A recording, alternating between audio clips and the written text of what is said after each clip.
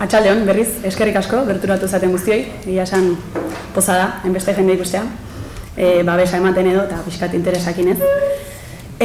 Guk gaurko saioa aurkezpen modura edo prestatu dugu, bai gure taldearen aurkezpen modura, Urumako mendiak bizirik, hemen pantailan eta kamisetetan. Entzuten da? Ez dut galdetu. Bai, entzuten da. Vale. Ikuste ez zuten bezala, eta beste alde batetik, pixkat Urumako bailarara datozen bi proiektuen aurkezpena egiteko ideiarekin ere bai. Bai, pixkat datorrena erakusteko eta ze dimentsio ditun, batez ere. Eta guk horren aurrean hartu dugun jarrera, bai eta antolakuntza bai. Eta pixkat nik horren egiteten aurkezpena eta gero, kronologia labur bat aurkeztuko izuegu, nola iritsi zaigu proiektu hauen informazioa, nola hasi dira abian edo ez, edo bentsat nola hasi garen gu ere antolatzen. Gero Mikelek datu tekniko batzuk emango izkizue, pixkat hori, eskala ikusteko ez, ze eredutan datozen berriztagarri hauek, makroproiektu hauek. Eta gero kalteen inguruan arituko gara. Eta, amaitzeko gure jarrera azaldu eta gero pixkat egingo dugu betiko galdera erantzunak, hausnarketak edo solasaldia bai zuekin. Eta, hastearren, oraingoz Urumako bailara hontan bi proiektu aurkeztu dituzte. Bi proiektu, oraintxe bertan gainera talkan ari direnak zonalde berdina hartzen dutelako inguru batean bai. Lehenengo proiektua da hemen ikuste ez dutena, Ikatzkan izena jarri diotena, atzean Enigma Green Power edo, Endesa daka, ostatzaile. Hernaniko eremura mugatzen den proiektua da, 33 megabatiokoa, eta oraingoz ez daukagu kokapen zehatzik, honen berri jakin genuen maiatzan, 2024an boletinean atera zalako, eta bertan eduki genuen lehenengo albistea, eta bai aurkeztu zuten poligonala edo, hemen ikusten ez zuten mapa hau, han esku horrietan ere badaukazuten. Dala ez dira kokapen zehatzak, ez dira proiektuaren kokapen zehatzak, baina badira puntu batzuk, eta poligonala osortzen da pixkat kaltetutako zona horrena edo ez. Baina ez dago informazio askoz gehiago. Eta beste proiektua, bai dana pixkat informazio gehi daukaguna eta pixkat gaurko aurkezpenean gehiago sakonduko dugu proiektu honetan, da Repsolek proposatzen duen proiektua. Repsol, FEnergy, atzean sustatzaile Repsol duena. Erreka proiektua jarri diote izena. Proiektu honen lehenengo susmoak izan genitun, bai Hernaniko Sagarreta taldeari esker edo, 2022 aldera, baita sustra erakuntzarengatik. Egon zan 2000 markadako hasieran edo, beste proiektu bat, ongi mando egizonaldean aurkeztu zena eta atzera bota zena, udaletxeak kontran jarri ziren. Eta gero 2023 aldera ere bai, ikusi genuen Starcraft enpresa norbegiarrak, orain sainun proiektua aurkeztu duen horrek, elegita jarri ziola lurralde plan sektorialari. Lurralde plan sektorialak pixkat antolatzen du lurraldean, izenak esaten du bezala edo, eta berriztagarrien plan sektorialak pixkat esaten du zein diren zona egokiak energia berriztagarri edo proiektu hau jartzeko bai. Orduan, enpresanek elegita jarri zion, esanez, ea zergatik enduzuten ongi mandoegi zona propos izatetik edo ez.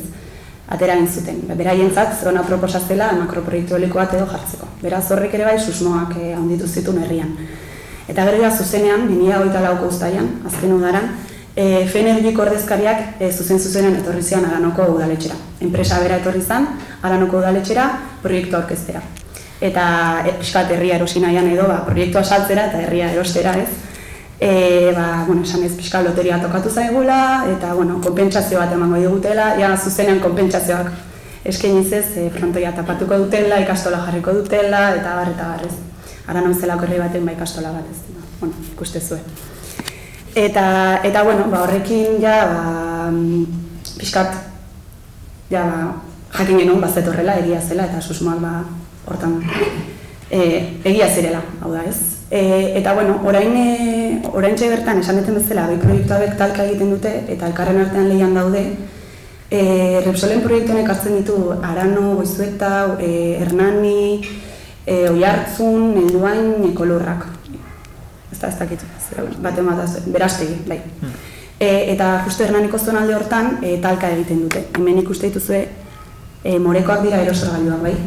Hemengo zonaldean, Gipuzkoako zonalde hortan egiten dute talka eta beraz baleian daude, ez? Nor jarriko duen edo nork ez. Konkurrentak direla edo konkurrente hitz hori erabiltzen dute. Orain hori jakinarazi dugu ere bai, adibidez Repsolek konpetentzia eskaera egin duela eta horregatik ere bai dokumentu bat iritsi zaigu aurre proiektu guztiarekin, Repsolek esanez, beraien proiektua dela lurraldeko beharrei hobeto egokitzen zaiena eta ez Endesarena eta barrekoak, bai, lehia hori dago, talka hori. Eta beste alde batetik, bi proiektuek ere bai talka egiten dute zonalde hortan, zonalde hori kontxiratuta dagoelako birnaturalizaziorako proiektu batzuk abian daudelako bertan, bai. Aiako Harria, hemen ikusi dituzue Aiako Harria eta Leitzaran, bai, batzen dituen korridore ekologikoa da hau, eta abian badira proiektu batzuk beraien helburua badala birnaturalizazio eta bereskurapen ekologiko hau ez. Eta beraz, honek zuzenean, horrako proiektu batek zuzenean talka egiten du helburu hauekin, krisi ekologikorako benetako, krisi ekologikari aurre egiteko benetako helburua duten proiektu hauekin. Ez makrolekoak argi dago, baizik eta bereskurapen ekologikokoak, bai. Eta, nik uste sarrera hemen utziko detela eta Mikelek pixkat datu teknikoa hauak emango izkizuen, bai, zehaztasun gehiago horrekin. Bale. Maiderek esan duen bezala, bi proiektu aurkeztu ziren. Lehenengoa da bat Endesarena, txikiagoa, esan ditzen dioguna.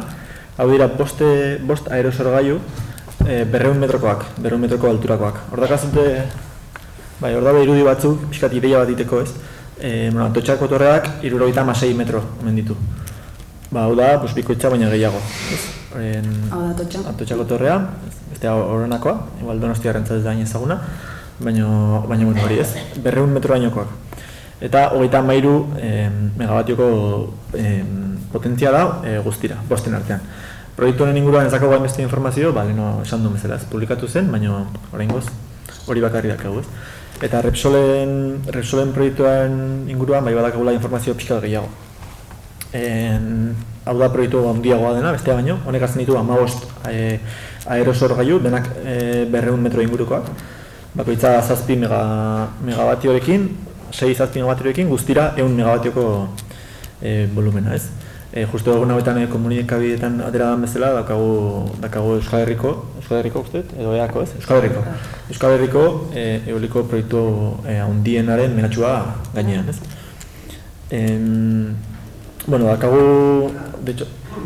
Dakago horre txosten batzuk, dakago informazio pila bat dago proiektu honen inguruan, eta nahi duenak eskuragarri daude planoak eta bar ez. Momentu batean hor, igual tendentzia dakagu makro eolikoetan zentratzea ez gure datuak, baina kontuan hartu behar da, txikizioa ez da bakarrik katxarra jartzen duten katxarra handi horrena, baizik eta inguruan eragiten duen guztia ez. Torno saiatuko gara pixka bat ulertarazten ez, gu handikan ere asimilatzen nahi gara ez, zer den guzti hori, eta konstiente egiteko hortaz ez. Esatea ere ez dut esan, baina 50 megabatiotik gorakoa denez, hau zuzenean estatuko ministeriotik tramitatzen da oso potentzia handia daukalako. Eta gero sarbideena ez, esaten nuna. Ez da bakarrikan jarriko diren katxarroa, baizik eta kontuan hartu behar dela ere, nondik sartuko dituzten katxarro guzti horiek, eta gero aldi berean nondik aterako duten argindar hori kanpora ez, orain jarriko izkizu hor datu batzuk. Besterik gabe hemen tamaina ikusteko, irudi bat. Eta hau da lehenu erakusi dugun mapa ez. Horra hartzen diren moreak dira aerosorgailuak, 15.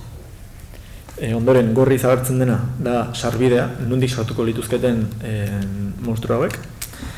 Kontuan eduki behar da...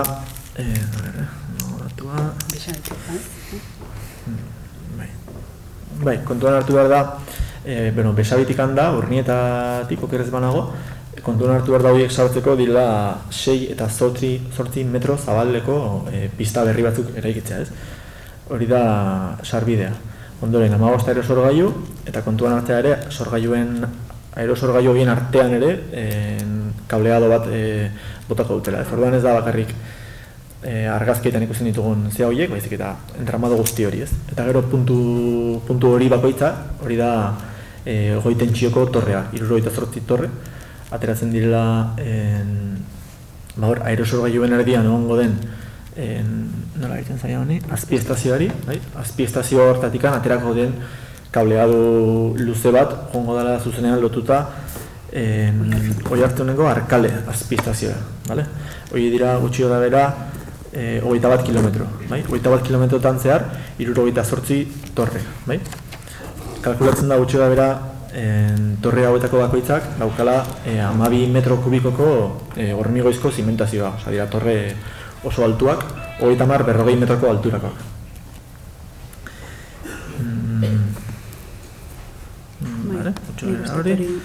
Eta gero, pistaren luzera ez dugu esan, baina gorri zabertzen den sarbidearen pista 6-8 metroko zabalerako pistak 27 kilometro, bai?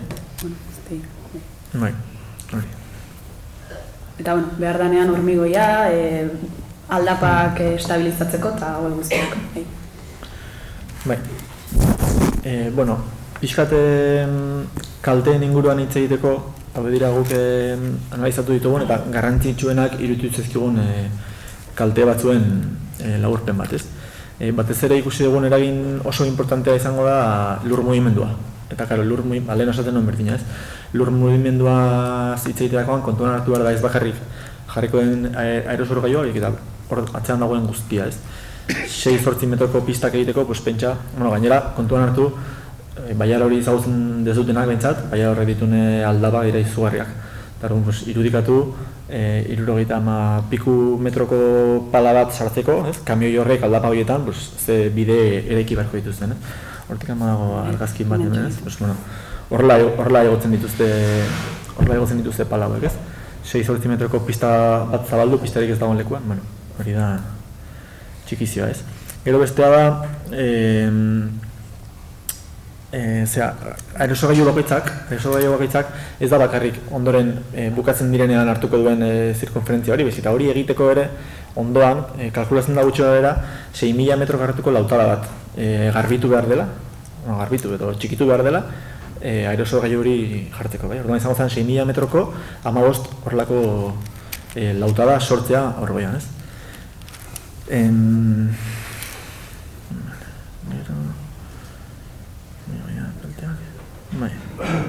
Bai, kalkulatzen da horrelako torre bakoitzaren zimentazioa egiteko direla 1.800 metro kubiko zemento hormigoi, bai? Barbaridade bat. Sarbideak, palak, hori dira irudi batzuk, pixkat ikusteko, zertaz aitziten nahi gehan. Bale, ikusi dugun beste kalte nabarmenetako bat da uraren eta iturburuena, ez? Azkenean txikizio egiteko eta batez ere pista horiek ere egitzeko geologikoki modifikatu beharko ez du aldapa guzti hori eta esaten nuen, ez? Kontuan hartu behar da ze pendintza dauden hor, ez? Kriston aldapa daude eta baita ere ze ur kantidade erortzen den hor, badakigu dela Euskal Herrian, inkluso Iberiar Penintsulan euri gehien egiten duen lekutako bat, horrek dakarren guztiarekin, ez? Hor dago kriston higadura arriskua eta dira bereziki lur azalekoa dira eta lur sensiblea dira higadurari, ez?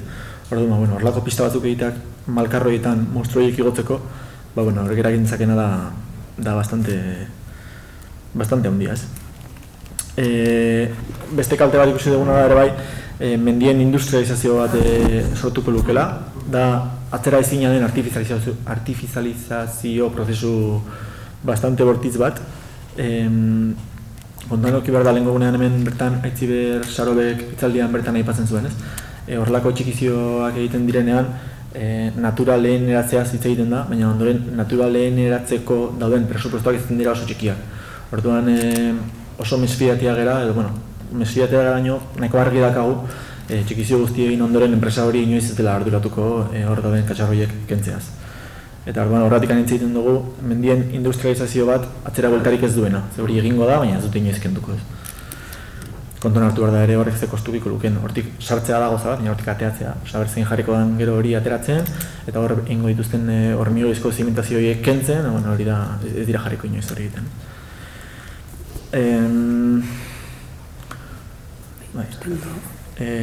Gero ere aipatzea naturgune baten txikizio oso bortiz bat izango dela, hainbat osagatik ez, uraz hitz egin dugu, lurraren emankortasuna edo lurzoruaren igadura zera hitz egin dugu, beste kalte nabarmenetako bat da, jende askok hainbat lekutan azpimarratu dena da hegaztiena, ez? Hori da ere bereziki hegazti migrazioan aberatsa den leku bat, eta badakigu aerosorgailu handi hauek hegaztien migrazioarekiko daukaten egin bortitza datu asko daude, ez ditugu hemen bilduta, baina hori badakigu. Nik uste dut horrean, jo? Utzi hemen bestera. Eta, beste kalte ekologiko hauek etatik ere bai, elkarlotuta dauden arren, horrelako paisaiaren eraldaketa honek eragin sozial bat dakar, eragin sozial eta kultural bat dakar, adibidez, Bailarako herri hauentzat zuzenean bizi baldintzen kaltetzea da. Aranoren kasuan zuzenean eragiten dio biziraupenari, herriaren biziraupenari, herri txiki bada, oso gertu gelditzen zaizkio aerosorgailu hauek, monstru hauek ez, 200 metroko monstru hauek. Eta gero, badira herri batzuk, lurrarekin identitate aldetik eta baita egunerokotasunean, arlo praktikoan erlazio bat dutenak. Eta horrelako industrializazio honek badakar erlazio horren mozketa zuzena, ez? Naturarekin erlazio horren mozketa zuzena. Eta, zesanik ez, pixkat osasun kalteen inguruan ere bai, ez? Ikerketak egina daude, batez ere 10 eta 15 kilometro inguruan bizi diren herritarrek, haize erroten sindrome hau edo, ez? Jasan dezaketela. Eragin kognitiboak, psikologikoak, insomnioak, zorabioak, arreta galera handia umengan batez ere, eta bar, ez? Eta, beste kalte bat, kasu honetan, Repsolen proiektu honetan bereziki aipagarria dena, guretzat bentzat, Aranoko zonaldearentzat eta, Onjemanduegiko mendilerroarentzat edo, da ondare arkeologikoaren kaltea. Onjemanduegi estazio megalitikoa kontserbatzen da bertan, babestua dagoena, eta, mendilerro hauetan ere, Euskal Herri mailan megalito kontserbazio, megalito konzentrazio barkatu handienetakoa kontserbatzen da, handiena, ez esateagatik. Eta, proiektu honek zuzenan eragiten dio honi. Ja ikusi dugu, datu asko ditugu honen inguruan, batez ere aurkeztu dutelako da proiektu bat edo eskaera bat prospekzio arkeologikoak edo egiteko, ez? Eta hemen, pantailan ikusten duzute pixkat, badaudela aerosorgailu batzuk zuzenean jartzen direnak megalitoen gainean, arrespilen gainean, bai. Gainean, beste 8 metrora koordenada bat hartuta eredu, koordena batetik abiatuta dira metro hauek, bai, beraz ez dira, 8 metro, 200 metroko monstro baten ondoan, eta ondoan arrespila bat, isolatuta uzten du guztiz horrelako ondare arkeologiko bat, bai. Eta gero, urbanismo legedietan ere bai argi esaten da, arkeologia ondarean eta eraikin historikoak harmonizatu egin behar dutela eraikin berriekin ez. Eta kasu honetan guztiz mozten du paisaia kultural bat eta paisaia arkeologiko bat ez. Ez dira kontuan izan behar bakarrik arrespilak berak, baizik eta paisaiak arkeologikoki duen balioa ere bai ez. Eta, gero ikusitu gero bai, medida korrektora zero eskintzen dituztenak, nahiko eskaxak direla, beraz, hori. Eta, azkenik, pixkat batzutan aztu iten dena kalkuloak egiten diranean ez, batez ere CO2 isurien aldetik eta energia fosilaren kalkulak egiten direnean ez, berriztagarri hauen alde ez, hitz egiten denean, da horrelako proiektuak ezartzeko behar diren materialak. Material urriak dira, material arraroak kasu batzuetan, euliken kasuan badira bi material nahiko arraroak, imanak eta egiteko behar direnak, kanpotik ekartzen direnak. Eta hauek ateratzeak edo, esan behar nun izena, baina aztu zen, erauzteak, bai, dutan nola esan hori. Material hauek erauzteak txikizio bat dakar atzerriko lurretan bai. Eta gainera badira erauzketa batzuk behar dituztenak erregai fosilak ez. Hor oinarrian estraktibismonek daukana da erregai fosilen erabilera, bai transporterako, bai ateratzeko, eta batira material batzuk urriak eta gainera finitoak. Hori ez eguaztu behar ez. Kobrea, adibidez ez, dena dakigu pixkat nola dagoen kobraren piko hori edo ez. Eta bueno, bukatuko direla. Bai, orduan eredu ezartzen den eredu hau, oinarritzen dela finitoa den material baten, eta batez ere erregai fosiletan ere oinarritzen den estraktibismo baten bai. Eta, pixkat kalteekin nola bukatzeko, daukagu bideotxo bat prestatuta, herrikoen artean egin den montai bat, pixkat, arna sartu ezagun denak, deskansu txiki bat, bai, zuentzat berez ere, eta guretzat ere, eta horixe, bai.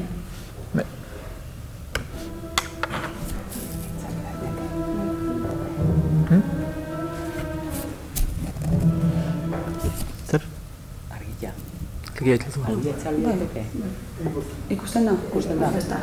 Utziko dugu. Lasai, Sonia, ondo. Lasai, bai.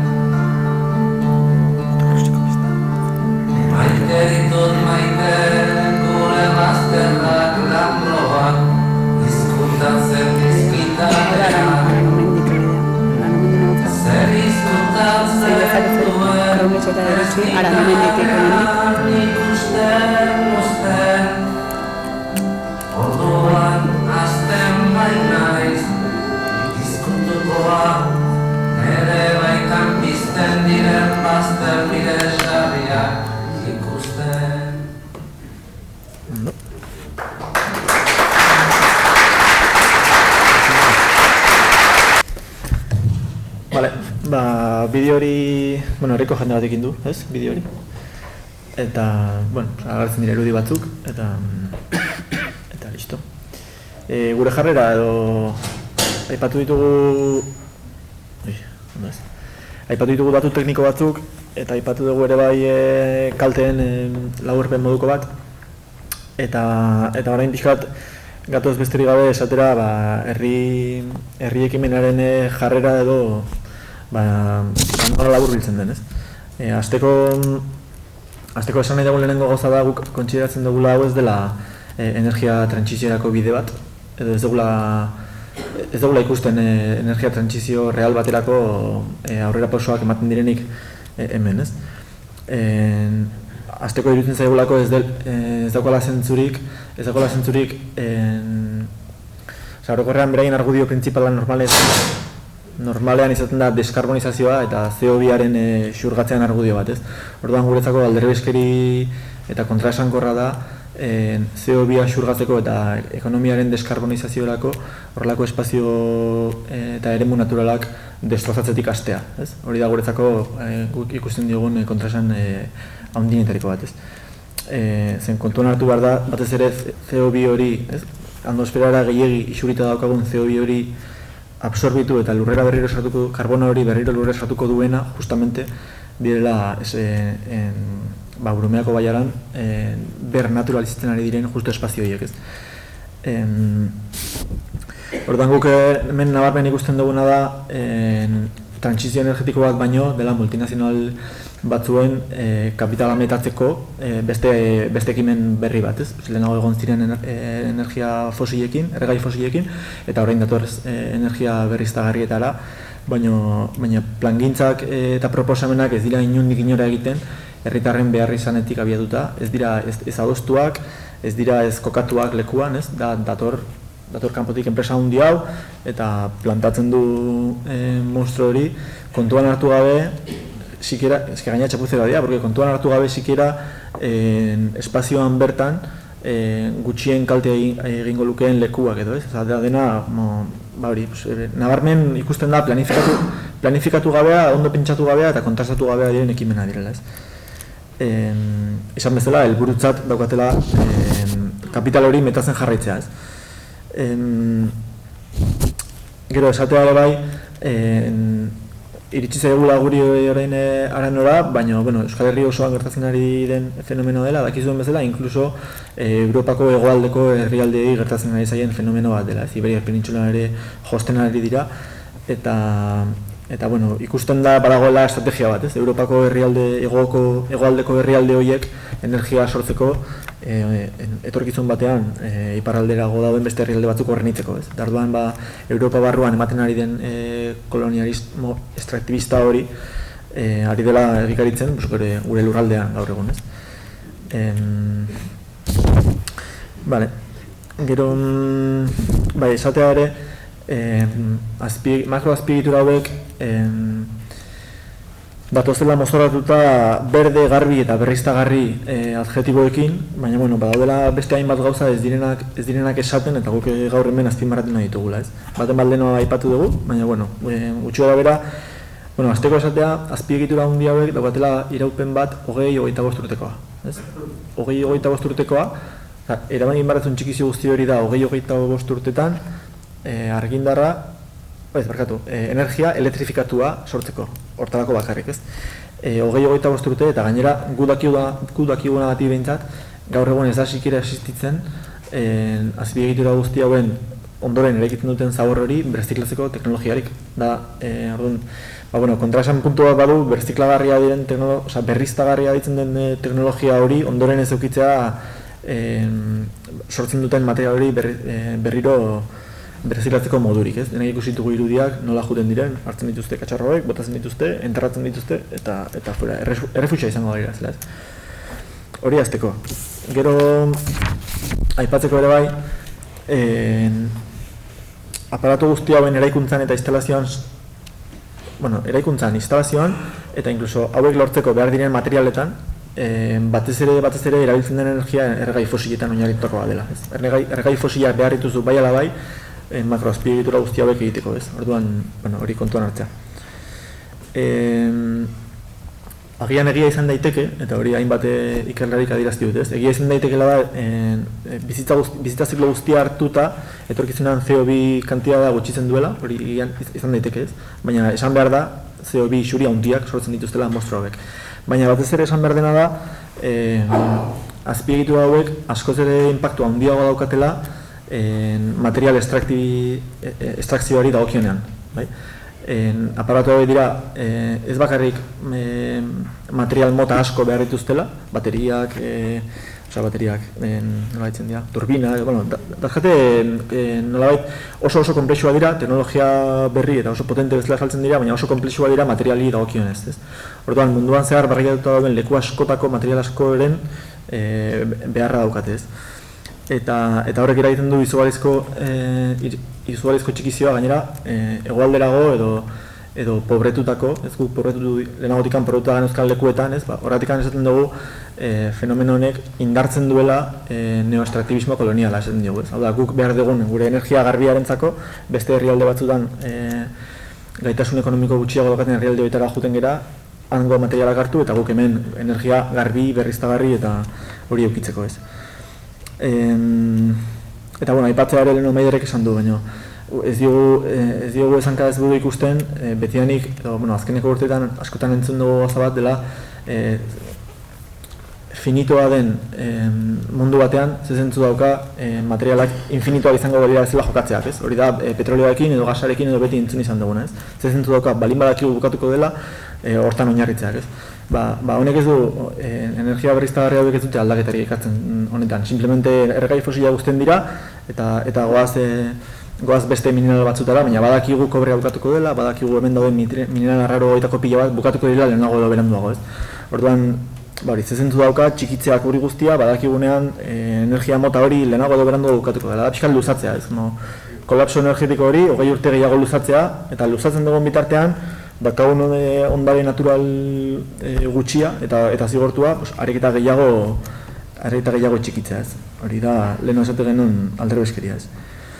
Gero esatea ere bai, badakigu, baina esatea ere bai, Repsolen kasuan bereziki adibidez ikusten dugu dela erraldoi fosilista eta oinarrian negazionista daukan enpresa monstro bat, orain datorrela zuriketa berdea edo garbiketa berdea, ez dakigu greenwashing nola itzutzen den, baina, nabarmena dela Repsol ez dela iraunkortasunean kezkadutako enpresa bat, eta Repsolen asmo bakarra da honea etortzearena dela dirua akumulatzea, ez.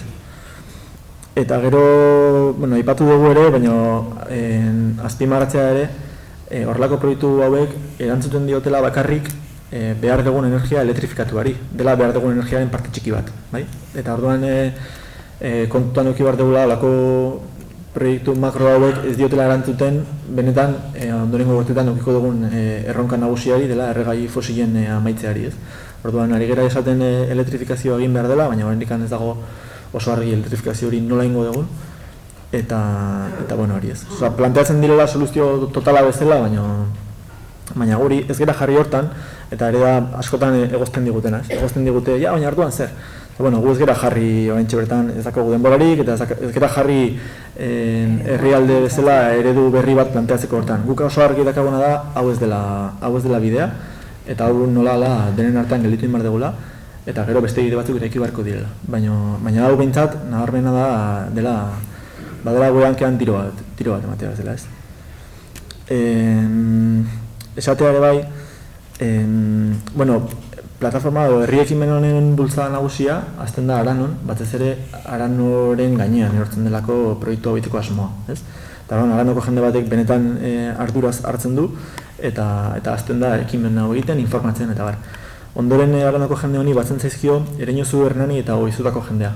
Delako batez ere, Baiara edo Ibaiarroa konpartitzen duen jende bat, konturatzen delako ez dela Aranotarrentzako kaltea bakarrik, konturatzen delako Baiara guztian eragingo duena dela, ez.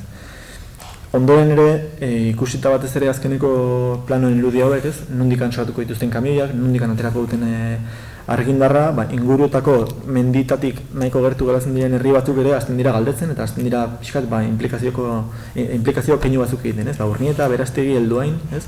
Momenturen batean ere irudikatzen dugu Oiartzun batekin adibidez, Oiartzunekin lotura izango delako ere, ongo direla pixkanaka kontaktu horiek, ez? Baina horrekin batera gaur hemen gaudela aprobetxatu ziren nahi genuen deialdi bat Donostiako jendeari. Donostiako jendeari batez ere kontsideratzen dolako, nahi genuen Donostian lurraren defentsan jarduteko konprometitu dagoen jendeari deialdi zuzena egin, eta mezu argia egin uste dugula erantzukizunez jokatzeko momentu importantea dela orain.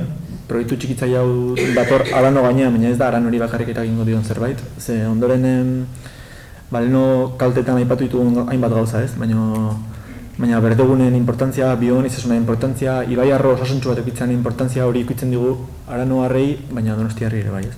Orduan besterik gaude deialdi bat erantzukizunari eta laguntza eskaera bat Donostian dauden guztiei, egongo diren deialdietan edo egongo diren laguntza eskaera guztietan eskua botatzeko, eta handikan aterako diren informazio guzti hauek Donostien zabaltzeko eta lan egiteko, porque lan potentea izango du. Eta esatea ere bai bukatzeko, azkeneko hausnarketa bezala edo, ez dela proiektuenekiko kontrakotasuna ez dela jaiotzen gure lekuan ez dugulako nahi bakarrik. Gure lekuan ez dugu nahi, baina importantea eruditzen zego esatea da horrelako makroproiektu txikitzaile bat ez dela Aranon ez dugula nahi, baizik eta ez dugula nahi inon, ez? Eta horregatik gure egiten dugu zeharo hainbat borroka ekologistetan erabili izan den leloa, ez hemen ez inon, horregatik aipatzen dugu ez Aranon ez inon, ez? Eta hor gabiltza lanean, saiakerak egiten, loturak egiten, eta Euskal Herria bizirik plataformaren baitan, beste elkarkidetzan eta gurekin egin dugu sainukoak, malerrekakoak eta beste hainbat proiektu ere aipatza erren ez pixkat laguntasuna edo adieraztearen haiekiko ere bai, sainu, malerreka, oionen orain irakurriko zenuten ere bai onartu dutela proiektua eta, hau edenak. Eta, pixkat, galderei hasiera eman baino lehen, ohartxo batzuk, bai? Gutalda bezala, pixkat, abiatu guinean, pixkat, hasieran urduritasunakin pasain zaizkit gauza batzuk eta goen esan ditut. Orain, hasiak gaudela antolatzen eta gaurkoa bezalako saio informatiboak egitea zain, pixkat, beste hainbat ekintza edo abian ditugu. Beste alde batetik esan ere bai, beste herri asko hori gertatu zaien bezala pixkat sorpresa moduan etorri zaigu, eta ez gira inondik inora ere adituak gai hauetan. Baina badaude prozesu batzuk eskatzen dituztenak txosten teknikoak adibidez ez. Beraz, teknikariak edo adituak direnak horrelako gaietan, biologian, arkeologian, ingenieritzan, inkluso ez, ongi etorriak direla ez. Pixkat deialdi hori egiten dugu nik uste talde guztiok, eta zabaltzen dizuet ez. Ardura hori ere bai, behar hori behintzat. Eta, gero beste data batzuk, martxoak 13an andoainen beste aurkeztu emate egingo dugu, baldin bakizuen horbait gaur etorri ezin izan duna, bakizuen hona bidali. Martxoak 15an Aranon bertan egun osoko ekitaldi bat edo antolatu dugu, Vidas Renovables dokumentala proiektatuko da herriko elizan, gero zuzendariakin berarekin solasaldia egongo da, eta ondoren mendigun ibilaldi bat ere antolatu da, batez ere proiektuak ikutzen dituen zonaldera. Gero pikoteo bat ingo dugu, mendi buelta eta gero eta herrira buelta terkitisakin edo kalejirakin. Eta bukatzeko bertso saio bat egongo da. Beraz, ongo etorria zeate denei, zabaldu hitza ere bai, eta alik eta gehiago, hobeto. Eta, bukatzeko, esan dugun bezala sare baten barruan gaude, beste hainbat proiekturekin eta lelo orokor baten azpian ere bai edo. Eta, deialdia egiten duzu ere bai, martxoako 22an Gasteizen Euskal Herria bizirik antolatu duen manifestazio nazionalera. Euskal Herria ez dago salgai leloaren azpian, bai. Eta gero, horratzean ikusiko duzute Sonia, maitxo baten ondoan. Baditu hor kamisetak, eskuherriak, baditu banderolak, beraz, hor ere bai, geldialditxo bat egin nahi bat zute, oso ondo. Eta gero bukatzeko gure sareak, bai, esan deten bezala, talde herri ekimen irekia gera, edo norkarra dezake parte, bai talde ekintzailean eta baita babesa eskainiz, bai. Talde hauetan ekintzen datak pasatzen ditugu, proiektu inguruko informazioak eta pixkat guretzat garrantzitsuak diren gainak, ez, honekin beti erlazioa dutenak. Beraz, hemen badituzu helbide batzuk, gero amatzean badaude bai QR eta helbide batzuk, eta norbaitek behar badu zuzenean laguntzea taldera sartzen edo, gerturatu da hilaber, eta hoxe, nik uste orain hitza pixkatu zuena da. Ez. Bai, Eskatu digute esatean, merkadilloa dago Urumeako mendia biztirikena, baita ere dagoela Satorralaiaren kutxa bat.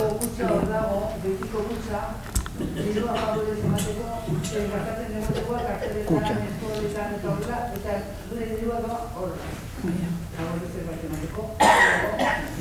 Hau dena ere posible izan da laguntza, berain laguntza batik, pixkat antolatzen lagun digute, eta hori, berdina, holako gauzetarako, bai kartela, bai pegatinak, bai banderolak, bai denak, dirua eskatzen dut, eta hortan ere lagundu ezakazute. Ez da hola, beharrezkoa, esaten dut.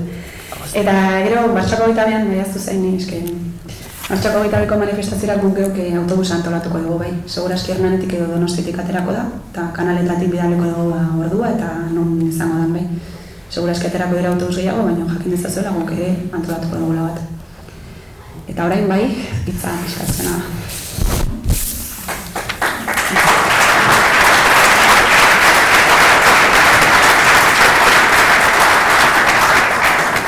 Hartu binen nago, baina genizuen gogarazi bi gauzatxo parte hartzaileei ez.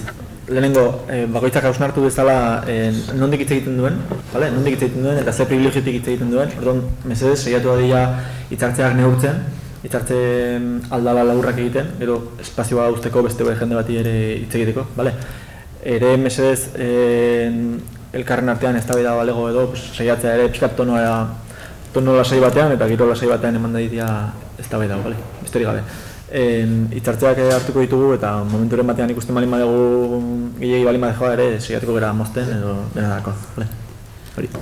Mikrofonoan pasatzen ibiliko dira horratzetik usteet. Baina pixkat esan duzuena osatuz, osagarri bezala, kontuazko proiektu honen tamainaz, azken informazioen arabera, lur mugimenduak, Repsolen erreka proiektu horretan, 2.000.000 metro kubiko lur mugitzea planteatzen du. Horrenak gaurienak, nik ezautzen dut organitzak izan ziren askoa, hor dakazu informazio pixkat askoa da, etxalar, arantza, inguruan, hor 1.000.000 metro kubiko plantatzen zen, erakurri mendian dara beste makroproiektuan, egimean fondoan, bakarrakoan, 1.000.000 metro kubikos, Azateka, araban, 9.000 metro kubiko, hemen 2.000.000 metro kubiko, benetan da, orografiagatik eta proiektuaren handitasunagatik aldortatik, oso proiektu gogorra. Gero aipatuko nuke, batez ere Aranokoa baina zerpenik Marian, proiektu nola Gipuzkoa kautetzen duen. Eta bereziki Hernaniko udalerrian, azpimarratuko nuke, proiektu nola Repsolen 15 eroso proiektuatik 10 bat, Hernaniko udalerriaren barnen edo bere Aranako mugetan. Beraz, Aranoa oso kaltetua berriaren altura datik eta parean guztintzen dago, tekudatu egiten arrekoia Nafarroako parteak. Baina lurralde kaltetu bezala, Hernani da udalerri kaltetu nagusia. Eta alde horretatik, zautzen badugu, hau dago, Kartola, Ugaldetxo, Etxola Erreka, gunean gora guazela Ugaldetxora iristen gara frontoia lehen ostatua zen tokian. Ez, Aranoa dama baino lehen, baino lehen. Eskubitara sartuta darratzean dauden, Erreka eta Baiara hundio, oso Baiara hundio dago, Erreka aldetik oso importantean, oso estentzoa. Etxola Erreka esaten zaio, edo Etxola Berri, inguru hori da, goiko parte guzti horiek bilateke kalketuak Hernanin, eta aldokatik aipatuko nuke ere, ez zua aipatu, Gipuzkoatik oso importantea da, zonalde guzti hori izendatutu dago diputazioak Gipuzkoako azpiegitura berdea osatzeko lehentasunezko eremu bat bezala, hau da, Gipuzkoako diputazioen fauna eta flora, fauna flora egiten dut lurralde planak, ez bakarrik marken naturak babesteko, bezik, osagarritasun bat, sare bat sortzeko lurralde osoan, eta entzuzen Baiara hori, korredor ekologiko bezala ikatu duzuen, Leitzaran eta Aiako Arri artean da bat, hor daukate plan bat, hori dana, lehentasunezko tokitzat jotzen duten, naizta, eta horren ere ipatuko duen hor dago ere, Ereñozuko arantzarekin landutako plan bat, zonalde hortako basoak bernaturalizatzeko plan bat. Zentako, Gipuzkoako parte hori, esautzen dugu, itzela da, oso benizabala, eta baso mono laborantza, pinu eta eukalipto, azken urtaduetan, izugarriak bairatzen diren eredu itzel bada. Ikus ezak nagoenki atzean, adarratzean da bat. Hori ere, nik aipatuko nuke, dago aldatik megalituen kontua, kultura aldetik eta sekundari bezala megalitismoaren importantzia, baina baita Medioetik izan zirela ingurako zilegi mediak, en los Montes Francos del Lumea. Hain zuzen, bariara hori, Etxolaberri, Etxolarreka, horiek izan ziren Donostia, Urnieta eta Hernaniko komunalak. Donostiaren sorreraren ondoren egin zein bezen 80, horazten da historia de los Montes Francos del Lumea, izan ziren komunalak, goiko parteo kaltetu hori, mugarri batzu daude San Sebastian jartzen duela, SS eta Hernani, Donostia izan ziren, goiko parte hori dena pagagoen, Donostia izan ziren, desamortizazioan, mila zertuen privatizatu eta Hernaniko udalen herrera pasazien arte, Donostia ere izan ziren. Hoi ziren komunalak eta 500 urteko, eta 500 urteko, ahiratera ze historia duten, Burdinolekin, gero onzinitza para la corona española, ez dakizak, oso baso eredu aberatsa zen, dana soildu egin zuten la industria horiek, gelditu zen soilduta, eta hori egitzi zen la industria papelean, hori garen mendean, eta ala jos egin zuten, eta horretik hori nola ezautzen dugu, bene badaude, hain zuzen ere, lurraldearen balio naturalistikoa berreskuratzeko eta basua berreskuratzeko planak, martxan aprobatuta, eta horren kontra ere egitasmoa eta bukatzeko, ipatuko nukeen arkeologia aldetik argi erakusten duen horrek babes badau Gipuzko aldean. Ondi Mandoegin, estazio megalikikoa eta hor dago plano bat ere zikuzizak ez, badauka ere babes eremu bat ere inguruan nolabait babesten duena megalikoa. Eta garen megalito bakoitza, bezikan mendialdea inguratzen duen mendialde bat esartzen duen horako azpitu nondiak egitea debekatu da. Baina Nafarro aldean, nintzat ez eta aurkitu, ez dago inolako babesik, eta horretik egin duten estudio de de protección arqueológica, 0 metros, 9 metros, se permite cualquier cosa. No hay un perímetro de protección de la estación megalítica entendida como un conjunto. Aldapor aldetik aldetik itzara. Bukatzeko nola egiten dituzten gauzak, PTS, epatu zuen, plan territorial secretario del Paso. Avance, año 2021. Agertzen da, handa daukazuen planak, Mandoegi aldarra, lehengo errai Ibernoaren egitasmoa bera. Un macroproyecto que ocupaba toda la zona de Mandoegi y del Portal Augusto, ¿no? Avance PTS, hau zen. Pero documento de aprobación inicial, alegazioak egin lo habían quitado de las zonas de localización seleccionada, ditzen dutena, y kendu egin zuten. Eta lurralde kaltetu Hernaniko parteo guzti horretan era de altitud baja, con lo cual no se permite instalaciones de gran escala. Orain, aprobación provisional del PTS en diciembre pasado, han cambiado todo ese territorio a altitud media y alta, sin dar ninguna explicación, lo que abre las puertas a la ejecución de proyectos de gran escala en ese territorio. La verdad, arbitraria de debate, aldontarik ere, aipagarria egiten zen. Eskerrik asko. Vale, besterik, norbaitek? Galdera zuzenak izan daitezke ere hausnarketa egin gabe. Hor Mikelek azken esan duena pixkat PTS-arena argi uzten du ez. PTS-a bera moldatzen dela proiektuetara ez, eta ez, alrebes. Eta PTS provisionala den arren edo guztiz onartu gabe, baina proiektuak aurkeztu dituztela edo aurkezten ari direla eta planteatzen ari direla ez.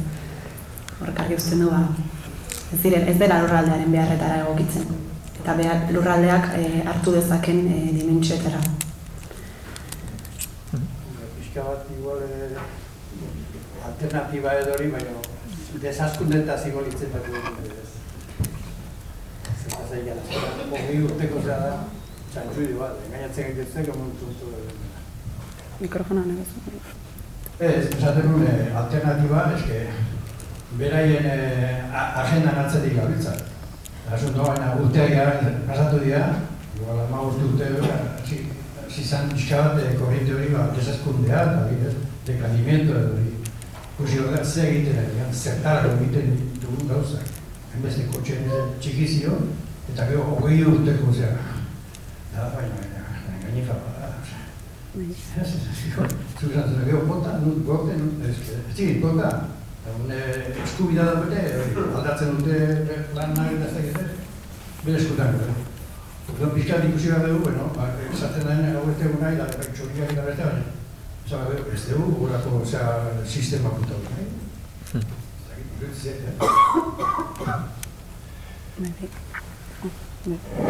Dela, energia iturri fosilak agortzen nahi dira, unarioarekin beste hainbesteen, eta desazkundea energetikoa emango da. nik Turielin hitzak hartzen ditut, anestesiekin edo anestesiari gabe. Anestesia prestatzen hasten bagea, egokituko gea resilienteagoa izateko datorren hortara. Eta jarraitzen badeu, orain bezala, aurrea eta segi eta, orduan, barkatu hostila handiagoa izan da. Hartuko deuna. Hortik. Bai, hoi da, belaunaldi berriak gaina batez ere. Eta ero beste gauzatxo bat, Mikelen arira pixkat, esan nahi, ere mugiedanak egia da antropizatuta daudela. Hor landa basoak eta daude, eta bat, baino nire ustez handik ibiltzen geanak, eta errekan irutzen zaigu handik basa espazio batzuk direla, nahiko silvestreak direla, eta ekosistemak txikiak izan arren, Euskal Herria txikia da, ezinbesteko garrantzia dutela. Hori pentsatzen dugu. Ekosistemak bizirik mantentzea importantea da, baina azken baten aurre egiteko klima aldaketari eta abar. Hori zientzifikoak, zientzilariak ados daude guztiak horrekin. Beraz, ez diote ikusten zentzu handirik ekosistema txikiagoek izorratu, natura izorratu, transizioaren sanetan.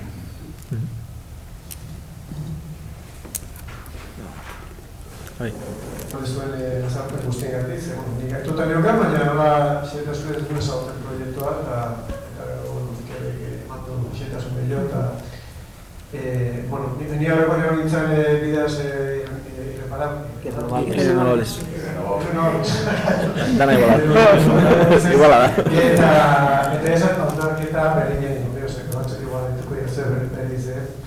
Zer du berak aipatuzun, ez da norabaite proiektu hauek inposatuta daudela eta norabaite ez dugula erabaki, ez dugula nahi garako proiektuak eta baina batzutan egia, nik uste pentsatu behar dela,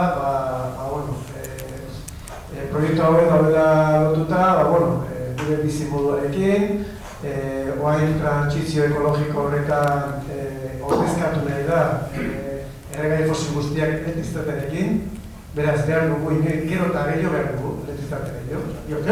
Hori da, pixkat ematen duena, onartzen egian, ematen du gaur, kotxe elektriko bat erostea, dala gauza, inguru giroen alde, eta gire ibiltzeko, pixkat hori da, nolabait eskatzen digutena, eta hori egiten duzu eta ematen duzea da, eritar zintzoa, baina, gero, horregantzean eredu hortan edo horrekin bat egiten badugu, behar da dira.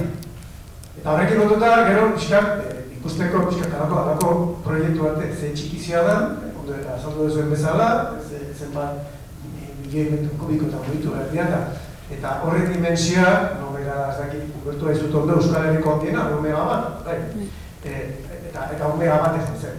Arakoak egiteko, zentral tekniko normal batek, edaka 1000 megabat. Ordu behar dituzu arakoa mar, zentral bat ordezkatzeko. Eta gaur egun dazkago zentralekin, ez da leheko. Ordu, pixkat, esan edo gana, denok asnartu behar dugula, lotuta ez hori esan dezuenakin, pixkat, eta nik horretzen dute alternatiba. Nik ere haitu ere batzutak, baina zita alternatiba. Ematen du, gurea gara erantzukizuna alternatiba batiko. Esentza da alternatiba bat, honean nahi gatu gara eta ez da hau ez da bidea. Hau guazen deno pentsatzea zen edo, baina nahi badu mantendu gure erkidego industrializatua, ez dakize, behar duna, energia elektrikoa, baina dena. Bizkat, dena hona da, baita osnartzea, zer deno geha konpliziak horretan, ez da esatea, ez, Repsol, hori goten hau, deno konpliziak gara, horta esatzen bat gara, eta bizkat, jakin behar duguna, errexala esatea ez, baina gero, nik izin ere beti dezala, egiten egitze, eta, hau esetik mila eskere. Nik uste akatsa hondietako bat da ez ditugula galdera honak iten, ez? Eta galdera da nahi dugu mantendu orainengo bizi eredua? Hori da galdera bat. Claro, erantzun balin bada bai, orduan hori behar dugu, hori argi dago. Baina galdera hori erantzun balin bada ez, ezin dugu, bueno, nahi dugu, ezin dugu, ez? Osa, nahiko argi ikusten nahi gara bidea jarritzak ez dagoela atera bidea hundirik. Orduan galdera da hori, ez? Nola egingo dugu mendik ateratzeko, eta nola egingo dugu gure kontsumoa modu oso adierazgarri batean jaisteko. Ez? Baina galdera hori ez dago proiektuak egiten dituzten bulegoen mai gainean, ez? Horregatik esan behar zaio ez argi bat. Nire ustez.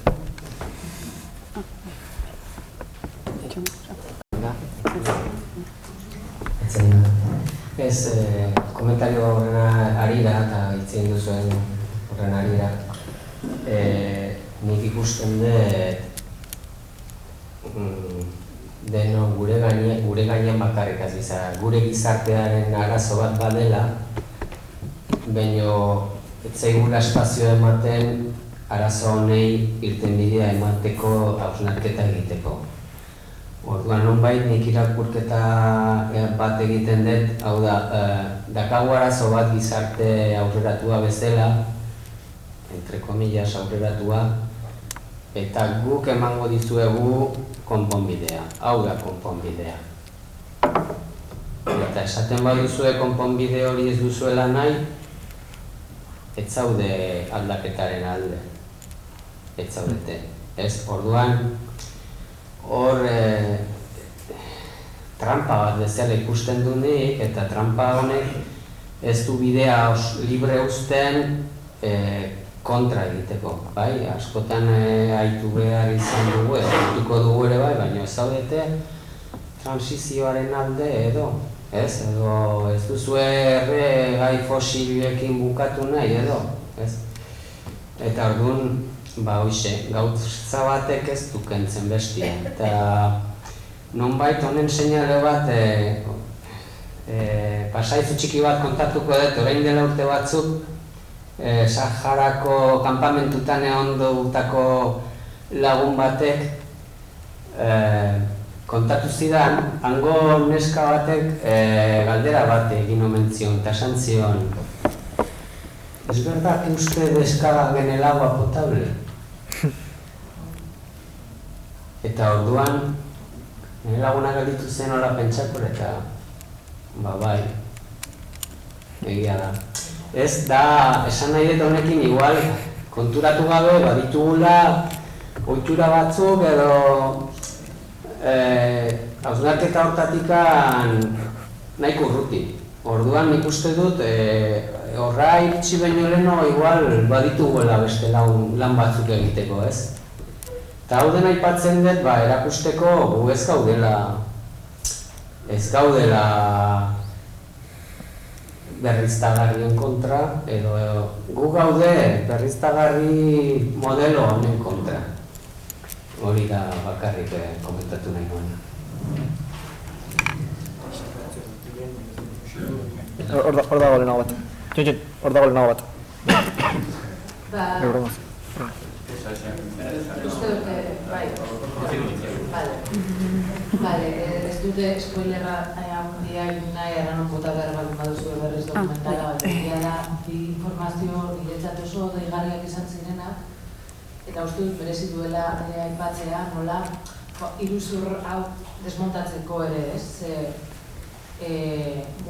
Instalazioa bale, baina evakuazioa, energia horren evakuazioa egiteko behar diren dorre elektriko horren sare erraldoia antza, bertan agertzen da gainera EHUko irakasle baten esanetan, koste hori lurraldeak pagatuko du, eta ez da aurrekontu horien parte, ez? Baizik eta enpresa hauek etorriko dira, jarriko dituzte beraien tramankuloak, eta gero lurraldeak berak jarri beharko ditu energia hori ebakuatzeko infrastruktura eta azpiegitura guztia. Beraz, berak esaten zuen, kaltea esponentziala da, ez? Ez da bakarrik txikizioa, naturaren txikizioa, identitatea, kultura, gero pagatu egin beharko da ere lurraldetik, energia hori kanpora eramateko azpiegitura, beraz, hor ere badago beste informazioa eta da energia hori ez dela berez, helburua ez da akumulatu dadila, baizik eta kanpora joan dadila, ez? Horregatik zure esanak berrartuz, ematen du ere gure enpresak eta gure Euskal Herri industrializatua hornitzeko ere planak badirela, baina ez dakit benetan, azken helburua hori benetan hori den, ez? Edo ote den esportazio hori eta, el sur global europeo izan den moduan, iparraldearen hornitzaile bilakatzeko planifikazioa, gu ja bilakatzen ari gara sur global horren parte, eta extraktibismoa heldu zaigu gurera. Eta beste ideia bat, egia esan ez da hain deigarria, baizik eta tamalez oso zera, da bilakatzen hasi dela espekulaziorako modu bat, non azkenean ematen du hemen Repsol eta Endesa ezagunak diruditen enpresa batzuk datozela hau kudeatzera, baina hau urte batzuetan saltu azpi, nola, da? Subkontrata, eta azkenean fondo Dinamarkarren edo Europarren esku geratuko dela guztiapen hau, beraz, berriz ere, hemen, inolako botererik gabe, desenpoderamiento total, orduan, paradigma horretan nire galdera ere bada, gero, eta puntetxo bat, lehendabizi galdera botatzeko bota horretik, zen ikusten nuen, kasu honetan, proiektu honen kasuan, nola bi provintzia hartzen zituen, Gipuzkoa eta Nafarroa horregatik zegoela ministerioaren menpe kudeaketa. Eta ez potentzia... Bia dira, bi gauza, bai. Orduan nire galdera da, benetan, ze paper joka dezake hor, udal batek, udaletxe batek.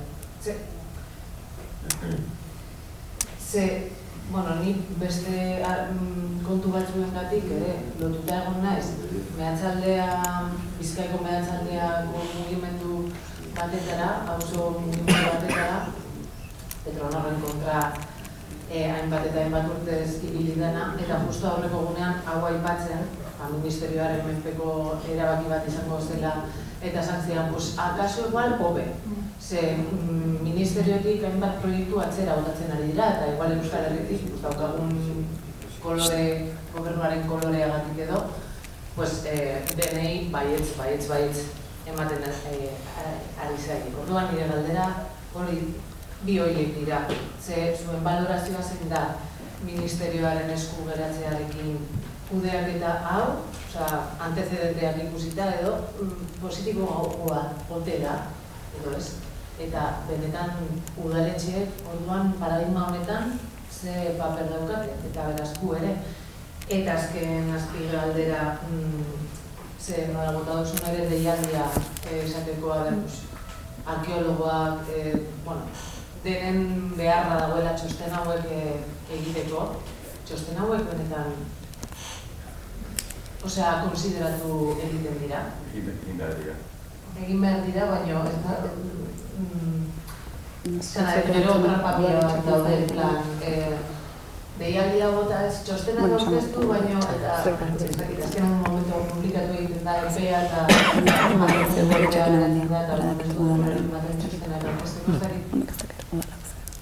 ez dakit azkenean nola izkidu zuen. Nik bi hauek pasako dietitza bat ez ere udalarekin kontaktuan egon dialako, eta bakitelako pixkat ere bai elegite aldetik eta nola doan prozesu. Pixkat, zehatzago. Aldez aurretik lan esan behar da guretzako prozeso ez ezaguna dela, oraindik ez gara hortikan pasa, bai. Azkagun datu zehatz hauek etorri zaizkigu, nonbait indusketa arkeologiko bat egitera behartu dituztelako, eta orduan baimenak, indusketa horiek egiteko baimenak eskatzeko garaian dokumentazio bat aurkeztu behar da, eta dokumentazioaren barrenean datu hauek aurkeztu dira eta horregatik lan ezagutzen dugu. Baina gero prozeduran aldetikan gutxi gora bera esperientzirik bat ere ez dakagu eta kontatu digutena.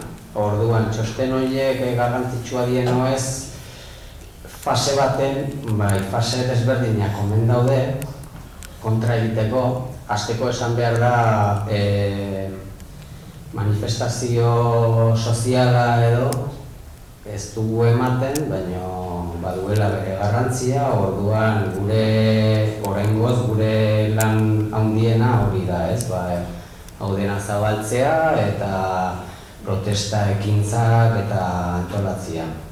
Gero badago beste fase bat, gure taldearen bat, gure mugimendu barrenian, badaude lan talde desberdinak, eta guain igual Ramonek nik baino gehiago jakingo du, elegite talde bat badago, baina egia da, elegite horiek sartzeko momentua ez zaigula iritsi, zen eta hortarako publikatu behar da ofizialki, bai? Proiektu handiena ez da ofizialki oraindik atera.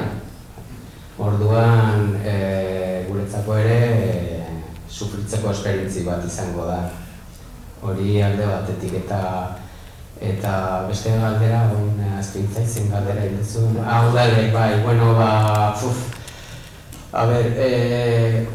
udalak eskuak erabat lotuta ez dazka, baina oso margen gutxi. Guk aeronautikan suerte handia izan dugu, herriko udaletxeak erabateko posizio garbila du, ezezkoa, eta orduan gurekin seitxun sartu zen kontaktuan, eta guk alde hortatikan informazioa jasotzeko momentuan eta inongo eragozpenik ez dugu izan. Eta zerbaiten berri dagoenean, orduan baita eta beraiek ere lanean ari dira alduten heinean, oso udal txikia da, eta alduten heinean kontra egiteko. Badakite nolabait herriaren iraupena pixka bat, zentzu batean honen menpe dagoela. Orduan, hoxe. Baina, hau da proiektu bat, makroproiektu bat, udal herri desberdinak hartzen dituena, ereinoz udal herria ere bai kontran dago, eta guaingoz ezin dugu esan Hernanikoa eta Guzitokoa kontran daudenik. Bai, guaindikan ez dute erakutsi posizio garbi bat eta nahiko kontradikua hori. Bai, zen, eta badago fase bat egiteak egiteko non udaletxetatik anin daitezke. Publikatu baino lehenago prozeso luzea da, publikatu arte prozeso oso luzea da, dokumentazio aldetik gainditu behar dituzte minimo batzuk eta eskatu behar dituzte igual baimenak eta bar, eta zentzu batean udaletxeen eskuetan dago, baina esan behar dago hemen Euskadin Tapia legeari esker autonomia asko galdu dutela udaletxek eta Nafarroan beste gertatzen da, orduan ez dakit, oain zehaztasun batzuk igual gehiago emango ditugu. Ramon, ez bakizu? Nik elegitei buruz hitz egin dezaket, gure azpitalde bat sortu dugu, elegite horiek prestatzen hasteko bai ondare arkeologikoari buruz, bai biganiztasunari buruz, eta bar. Gertatzen da, elegite horiek behar dutela beti, batez ere teknikoak direnean, soporte tekniko bat. Eta gure aldetik momentu honetan agiana da, bai Nafar gobernuai, bai Gipuzkoako diputazioai, datuak eskatzen, ez? Lehenagotik, arantzadik, edo entregatu izan ditun datuak eskatzen. Dakigu behartuta daudela ematera. Baina badakigu baita ere, ez da izen bat aldizko behar dela atea. Hori Aitzi Bersarobek hemen bertan kontatzun lehengoan, ez? Informazio hori jakin euki badute, baina ez dute ainerrez askatzen. Eta prozesu hortan gaude. Horreatik lehen deia, pixkat egiten zen, hemen ezautza teknikoak ditun jendea edo, telefonak horri ikusitu zute eta parte hartu nahi batzue, ongi etorri guri lan hortan laguntzeko. Gero dago, elegite popularra esaten dena, elegite orokor bat ateako deu, eta saiatuko gara sinadura biltzen, aldan gehienak, eta hori guztik, Espainiko delegazioan aurkezteko beste ekitalditxo bat ingo deu. Eguna tokatzen denean, oraingoz ez gaude fase hortan, oraingoz aigea informazioa biltzen, eta gure txostenak osatzen saiatzen. Hortan. Eta gudeak eta Madrilen izatearena nola baloratzen? Bi arrazoiak daude. Nola baloratzen da, jakin izan dugu zorrotzagoak diala Madrilen, batez ere inguru giro inpaktuari buruz. Mikel ari da eskua etxatzen, seguro badula horren aldetik zerbait esateko. Ez, bukatu, beste gauza. Eta kitxo, beste gai bat, horratz. Ba, igual, elegiteak nonbait iristen denean publikatzen denean eta orduan ja sartzen da, esan digutenez, borroka fuertia, ez? Orduan elegiteak sartzeko momentuan, elegite horiek nonbait ez dute edozin txosten ez du balio. Hor eskatzen dute ja informe perizialak eta bar, ez? Orduan horregatik eta jakin behar da bakarren batek asmoa baldin badu bere ezagutza edo emateko, usteko, esan digutenez, gero igual tokatzen da defenditzera joatia, ez? Eta orduan presentzialki igual demagun batek egiten duela informe perizial bat, txosten baten inguruan, abifaunena, hegaztiena edo igual tokatzen zaio gero hori defenditzea, ez da bakarrik egin sinatu eta jazta. Orduan, baina hau dena da pixka bat kontatu, esperientzik gabeko zehartia, informazioa dira. Momentu bate? Txon pixkate, momentu. Beste udalen paperaren kontuarekin nik ere uste esan beharra dagoela egia da, Tapian legeak, ez? Interes orokorra izendatzen ditu eta orduan eskumen gabe gatzeza izan daiteke, baina egia da ere udalerri batek prozesuak azkartzeko bestela, prozesuak moteltzeko ere pauso batzuk eta jarreratzeko ditzakela, ez? Eta hori esperientzia handia daukagu Euskal Herriko historia zabala da eta beste makroproiektu batzuen historian ikusi ditugu, adibidez HTAnen kontrako borrokan ikusi dugu. Udalerri batek aldeko joera badu eta beste batek kontrako joera badu, prozedimentuak oso diferentea direla batean edo bestean, eta adibidez HTAnen kontrako adibidea oso argia da hemen Astigarraga eta Lezo artean erekiko diren erekitzeko plana daukaten tunel horiek eta egiten dituzte nola ditzen dira, zulatzeko, bai, horiek egiterakoan adibidez, enpresek ez dituzte legeak errespetatzen. Egiten dituzte ilegalki juten dira, terreno partikular batean, esan gabe, sartzen duten makina eta azten dira txikitzen, eta azketan udalari ez da terrenokoari abixatu gabe. Eta ben hor oso diferentea da udalak ze jarrera daukan. Eta horretik anetzako adibidez, importantea da Jose Mik izaten zuna, ez? Usatuko ditza duke jakita Hernanik adibidez ze jarrera daukan horrekiko. Zen kontrakotasun irmo bat adierazten balin badezu, trikimailu pilo bat erabiltzea badago. Hortan egiteko, ez? Orduan, egia da, eskumena gorago dela, bai, baina egia da ere gauza batzuk daitezkela. Egia da ere importantea dela, udalerrietan zentratzea ondo, baina kasik igual nire importantea gauritzen zait, udalerri bakoitzeko herritarrengan, ez? Eta usteet kasu honetan adibidez, Hernaniko udala ere hartuko duela posizio bat edo beste ikusten bali madu inguruan zer esaten den. Eta usteet hori importantea dela, Hernani batean adibidez, kalean mezua egon dadila eta presioa senditu zatela aurkakotasun bat adierazteko, ez? Azpeitin gertatu duen ezela. Gure bizimodua, plantatzea, hori bizitzaren arlo edo aspektu edo zein borrokatik planteatzeko gauza dela. Ikusten dut tema planteatzen denean, hau bereziki makro berezteagarrien aurkako borroka, galdera edo planteamendu hori itzultzen zaigula, baina modu interesatu batean. Zergatik hau planteatzen kulinarien aurkako borrokan, edo altza hogeita baten, nik guztiz ados, irintza erraldoiren aurkako borrokan, edo San Bartolome Muñoako Teto Konrektiaren aurkako borrokan, zergatik ez da baina edo metroen aurkako borrokan, zergatik horitatik ez dago horretzen bai, baina gure bizimoduan danak kolaboratzen dugu, danak ea konplizeak, ulertzen, noski, hori da, beti okibak eguna gogoan, konplizia garela, zentzu horretan, zentzu eta hori postionatu behar dugula gure bizimodua, baina nik modu interesatuan, uste dut, itzultzen zaiola mugimendu hauei, kuestio hori. Gero, handik planteatu gozabat, línea de actuación, empresa ordentzen, ez gauza da, la línea de actuación del proyecto, por ejemplo, resultan la alcalde daño 20 kilómetros, y empresa ordentzen du, el propio promotor.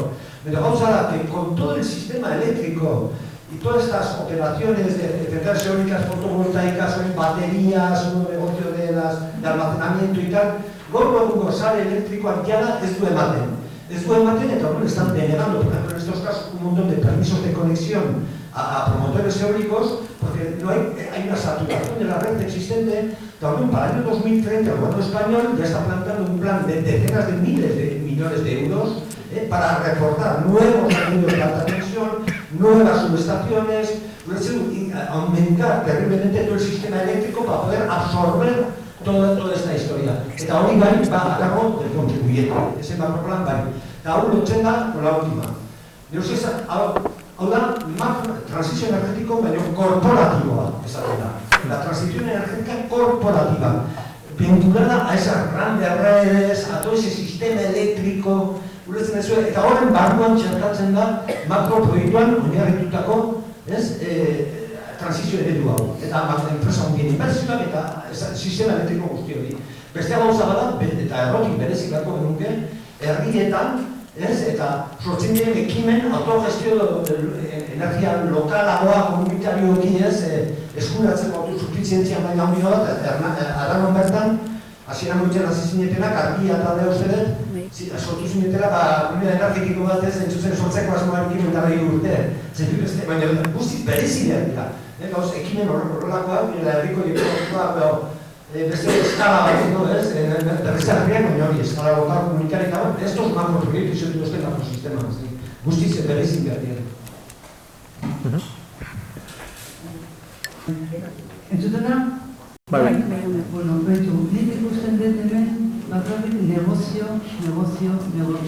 Besterik ez dut.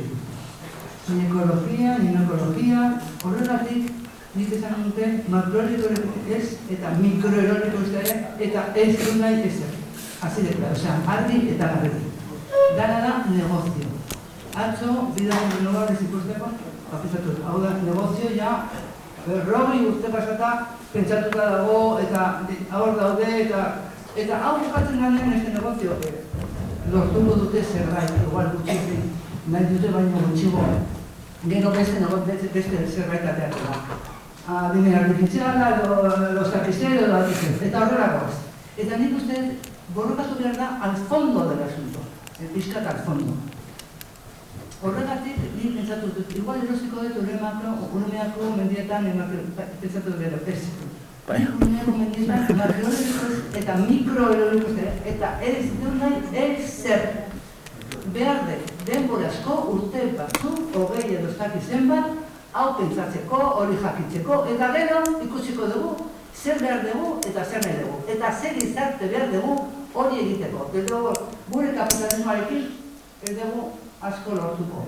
Una mierdita por aquí, beste por allá. Beste duz. Zerik asko?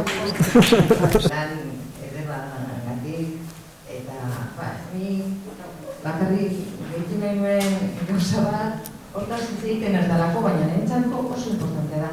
Eta, ni pesatzen dut, bueno, esan duzu, ez dela, hau lurralde kolonizazio hutsa dela. Historian zehar, mendetan egin den desamortizazioa. Mandoegi, ezagutzen ditudan terrenoa, komunala dira. Hortaz ez da hitz egiten. Baina komunala, berez, badauka, bere logika, eta bere bizitza filosofia. Komunala ekiditzen du gehiegi pilatzira. Osea, lurra denontzak daude, eta nola banatu behar da, ez? Bada, la tierra para quien la trabaja. Eta eremu hori abeltzain eremua da, ez? Eta, badu legalitate bat. Ezin da saldu, ezin da enbargatu, ez du preskribitzen, eta bizi lagunek, eta ez udalak. Gaizki, udalak kudeatzen du, egiten du, loten banak eta koordinazioa eta nola. Baina bizi lagunek dira komunalen usufruktuario, ez jabeak, ez dut esango. Horregatik, ez dago jabetza bat.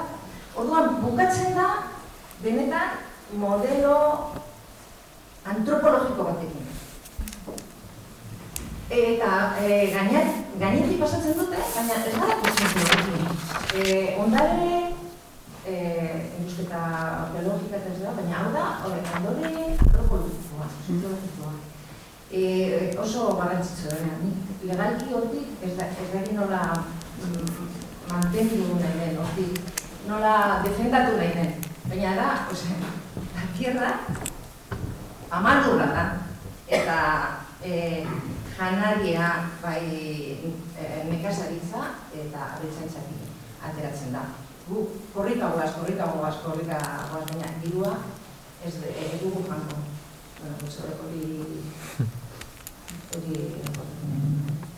Eskerrik asko, Teresa. Ondo. Oso erresa, taladurra baina. Suposatzen dut neurtu duzuela ze distantzia dago kokapen horietatik Hondarribiko aeroportura. Zetan kontutan harturik, zentzuko kasuetan, nolabait, asmo hori edo horre proiektu hori atzera bota dutela sor dezakeen kaltengatik, uste dut 20 kilometrotako distantzia dela nolabait kontemplatzen dena, ahojo, emalku bero, nik uste dut hor distantzia antzekoa edo berbera egon daitekela. Beraz ez dakit, kontu duzuen o kontutan hartu duzuen asunto hori. Bai, hori da, gai bat, hortxe daukaula gordeta. Badakigu, elegite hori ez dago gula guri egitea, baizik eta AESak egin behar du, ofizioz egiten du elegite bada. Baina arano bete-betian sartzen da horrekuina bada, gaina uste Mikeleko hor jarria dula, planoa, uste planotxo bat jarria dula, eta servidumbre aeronautika, maniobrak, Madridik eta Bartzelonatik datozen egazkinak hortxe egiteuen. Baliteke hortik zerbait etortzea gure alde, edo beraiekuina aldatzea edo, ez dakit. Hor, gauza hondik ez dakigu. Bai, eskeltzukoa hortik joan zela. Hortik joan zela, eta ofizioz egiten dula alegazio, txostena begiratu behar duela AESak, eta ez bada bere parametrotan sartzen, esperantza hundia du horrekin, baino... Euskalo. Alderarik, hausnarketarik, zerbait. Bai, handa bat, zer. Eta nire gatera hau da, elektrizitatea pasatzen denean kobretik gartzen da pila. Orduan, esaten dute pasatzen duena hogerena eta gartzen ez duena da ura, oro. Orduan, edukiko bagen kobre ordez urdea, ez genuke hainbeste eolikak erabili behar, ez genuke hainbeste galduko. Hau da, zaitzen ari gara elektrizitatea erabiltzen, zukalden erabiltzen dugun pote bat, baina zuri eskuratuta. Orduan da asko bota behar dugu, pizkat lortzeko, edatzeko edo dena dagoa. Orduan, agian, aurkitzen ez bada urra beste bat erabiltzen dugun ez dugun alternatiba bat, ja ez dugu hainbeste sortu behar horretan. Eta beste galdera bat, zergatik ez dugu gure etxetan jartzen ari, zergatik ez dira promozionatzen ari goiko teiatutan landariak, zergatik ez dira goikoan barkoietan erabiltzen energia bakoitzarako, justu etzerako, mobiletarako, elektrodomestikoak izango dira telebista, erabiltzen duguna, respecta zer gehiago, kotzarako, ez da, behar da. Hau da, zenbat benetan erabiltzen dugu guk izokiok lan egin gabe. Hau da, gero ja enpresak hartu dute, hemen erabiltzen ari gara energia, ez da. Orduan, bueno, galtzen dena, kondutorean gatik, gehi, galtzen duguna, ez dugu askotzen gu geu, guretzen, agian ez dugu behatu ja hainbeste goza. Eta gero, esaten bari dute, bakarrik 15 minututan daukakula mugitzea hemetik izlatik noiz, ez gara munduko, ez da? Edo bizikletas, edo oinez. Orduan, zertarako enbeste energia, ez badik urte uste mugitzen, ez badik urte... ez dakit galera dira. Bueno, ni eta orokorrean gu ez gara adituak gai hauetan, eta orduan ez dakit zer erantzungo dizuan, urrearen erabilari buruz, suposatzen dut garestia delako ez dela egiten, baina, bueno, proposamen balitzateke urrea espropiatzea, baina, bueno, hori, beste hon baten itzin zakegu, zaila, pixat konplijatua. Hau da, akordu termino esan daiteke garestia, baina ere, jatzen bera hoan. Bai, bueno, esan nahi izuna da, horrelako aterabide teknikoetan ez gera adituak eta ez gera jarri hortan, ez? Baina bai nabarmena dela, eta zuk izten duzun gauza batekin ados nago, nabarmena dela gaur egun egiten duguna, gaur egungoa, da derrotxe bat, da zentzu jabekeri bat, eta da alderebeskeri bat, ez? Garraioa da oso adibide hona, ez? Zenbat mugitzen geran ezertako, ez? Eta justamente guk horregatik esaten genuen, lehenengo argudioetan esaten genuen, hemen dikasteak ez da gala zentzurik, ez? Zen, hemen dikasteak erantzuten dio gure bizimodua jarraitzeko, ez? Den bezalakoa izaten jarraitzeko logika bati. Eta justa hori da guk egin nahi, edo proposamena pixkat hortu dijoa, ez? Teknikoki ez dugu garatu, baina guk esan nahi genuna hori izan. Hainbeste leku daude azteko, guk egiten dugun derrotxe hori mugatzeko eta beste alde batera begira jartzeko eta hortan jarri barko nuke gure indarra, ez? Pentsatzen, esaten zenuna, ez? Dagoen derrotxe guzti hori nola emango diogu belta, jarri beharrean pentsatzen, nondik aterako dugun behar dugun argi indar hori eta... Bai, teknikoki ja proposamen konkretuak, ezakitzu zerrean ez dute konpartitu. Nik bakarrik esan, bai, urrearen kontuarekin eta materialen kontuarekin. Benetan, bilatzen duten hori baldin bada, erregai fosilak alde batera uztea, elektrifikazio bat egin behar daren hau. Ez bakarrik makroproiektuak eraikiz baizik eta industriaren elektrifikazio bat, kotxen elektrifikazio bat, eta hartarako ere bai behar da materiala, ez dira bakarrik. Aerosorgailuak sortzeko beraz, behar den material kantitatea hori da izugarria. Ez bakarrik, gure behar hori asetzeko bakarrik, baizik eta ere bai energia fosil hori benetan eraldatzeko, horregatik dago ere bai arazo bat, elektrifikazio bat behar dela. Eta horrek ere bai, arazoa sortzen dura, materiala, esan egun bezala, urriak direlako eta kantitari izugarrian behar direlako. Eta hori, nik teknikoago zintzut esan, baina... Nik uste soluzio posible bati erantzutea baino bukaera katastrofiko baten rapina bat dela hau.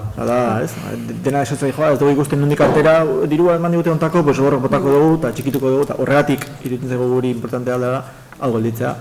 Ez dagoelako planifikazio zantzurik, katastrofe horren kudeaketa txaputzerago bat. Hori da... Gero aipatzen den kontutxo bat, da ordezkatzea, ez? Erregai fosilak, berriztagarriengatik ordezkatzea, baina hori izan gertatu ikatzakin eta ez da gertatzen ari orain. Eta baina arte eraman den mundu mailan berriztagarrien zabalkundiarekin, erregai fosilak gero eta gehiago erretzen dira. Orduan hor, ez dakigu, ordezkatu ez da izen bateraino, egiten ari eren. Eta berriro galdera hori ez, ordezkatu behar dira, maila berdinean? Ereduaren kontuarekin, ez pixkat. Jose Mikel, zerbait esan nahi. Hemen denak. Nik leheno Mikelek aipatu duen bezala, gu ez gara jantziak, baina bai esan nahi nun, jende jantzia badagoela, zientifikoak eta nonbait gu jantziak izatea igual alperrik zion horitzak ez eta horiei kaso inketzaile egiten bat ere. Orduan jantzia izatea nik zer gutxiaki eta aipatu duzuna buruz, baina adibidez urrea bai egia da konduktore bezala kurreia baino behar dela, konduktorek badute ezaugarri bat konduktibidad deitzen dena edo materialan propio ezaugarri bat bada eta kurrearen auker txarragoa da urrearena baino soluzionatzen dute tensioa jotzen pila bat. Adibidez, hemengo kasuan aerosorgailu horiek ekoizten dute potentzia formato baten 3.000 voltiotan pentsatu behar dugu etxiatan dakaguna dira 220 voltio. Orduan hor sortzen dute energia 3.000 voltiotan eta gero bertan 30.000 bakatu. Eta hor bertan azpi estazio bat erekiko dute eta hori jotzen dute 132 kilovoltiora, orduan 132.000 voltiora. Orduan da hori da goi tensioa. Horrek saiesten du garbea batzuk.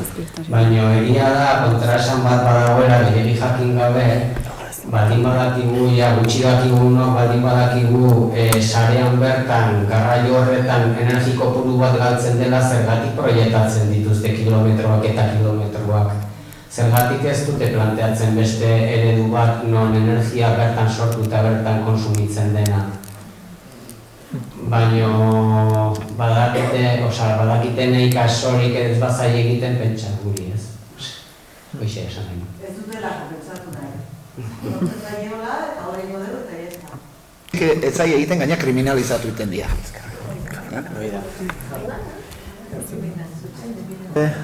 Beste 20 minutu azkago ez, okerrez banago behatziak arte dago gela, baina zekin norbaitek nahi duen zerbait gehiago aipatu, edo bestela hementxe utzi izakegu. Norbaiteke hausnarketaren bat, galderen bat.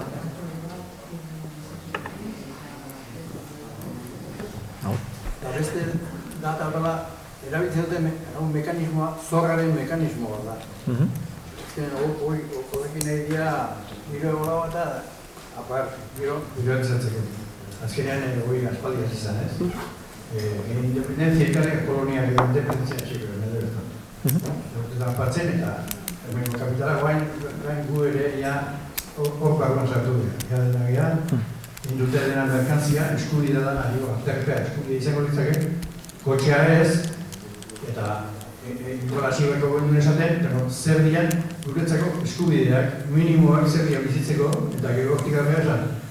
Gauz, zer da, azken negozio bat da, etxeritza, eta merkantzia bat, eta gu geha azkenen, ustozke, daukezu batzeko, eta espalima bezu eskubide ditzakezu. Tiro aldo eskatuzuna bezu, hau besteak, zer da. Eta hor, denak kionta gaudeo, denak katiok esatuta gaude, eta diko, nahiko da, hau zer da. Urte batzuk dauzkagunak, ez dut ditu, kakaudetan ez, kakailean nun, xiborren gaina, barriaretan da, zeitezan, xiborren gaina, bombila batek, berrogei batiako bombila izatezean, 60koa, eta gehiago ez, etxen gehiago, eta euskegun da, afalduta horia, zure piztu, zera egun egiten. Exagerazio. Margena bado, hori erabiltzen dute askotan esaten da, zen nahi zute, azajan eta kandelakin zatu. Hori, asuntoa da ez dela horraino iritsi beharrik, agian, ez dakigu, hausnarketa bat indar da, hausnarketa bat.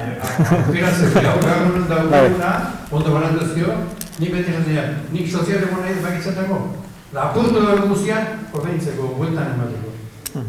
Eta geho esan duzu, eske beste herriak garbi esan dugu, Kongo, gabe honen, azaleratzen da, hau misei da, hau, denak egea. Eslautza. Gerra punta bat, eta diru, eta 10.000 milioi, ez armari besteko gara. Pedro Sánchez. Borobildu nahi demaztu zure interbentzioa, igual beste norbait epazpari den. Zerbait gehiago nahi zen komentatu edo? Hortik bizkako behar zen nahi dugu. Komentatzeko, ez? Txin, momentu bat. Bai, txin, berak ez du bitzegin noa handik, da igual zuko dugu tarte bat, bai. Bueno, nik esagutzen dut, hori zen dekogu zentzire leheneko zentralari batean, zergea uste da, zergea eta horiz. Eta bueno, horiz mendiza da, deiadar mendiza da, zineroa, historia, kultura, nortasuna, eta bueno, zuntzito egin, duela da hori urte pasatzen. Handago zenak, entzako nik ezin nazi, kadok egiten naz, joaten izinean oitzera. Bueno, ezin nazi artien, nagirez 50 metro. Pentseu. Osea, da, joan dira, dimensio batzuetara, baina zer pasetan da, zein da arrazoina. Hori askotan komentan dago, bueno, bagarra zuetik batzuetxerik edala, eta egizaten egon, txango da benetan, optimizatzeko tope produzi nuen. Eta esaten guztien, ez, hori da, ez egiteko lehia, ez egiteko kontra egingo dagoen beste enpresari. Bakarik erraldo dena, soka, igual, bai, bueno, osea, esan edo da, kolosalismo bat eta eredu bat, bueno, gainditzen dut, hipertrolaren dodea bizon. Zena hona, petrola. Nena, ez, eredu horregaz, hori da. orduan, bueno, Bai, eskerrik asko. Mikel, nahi bali maztu? Bai.